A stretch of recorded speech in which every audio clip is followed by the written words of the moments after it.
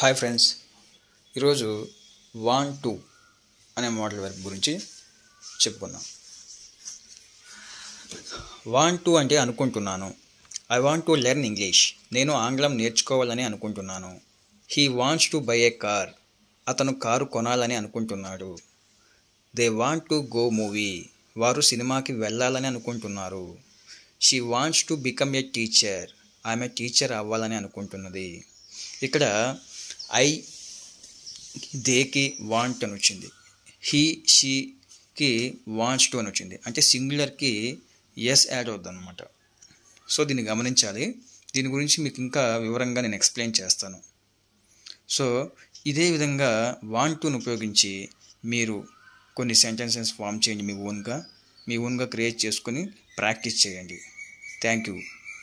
Please subscribe my channel.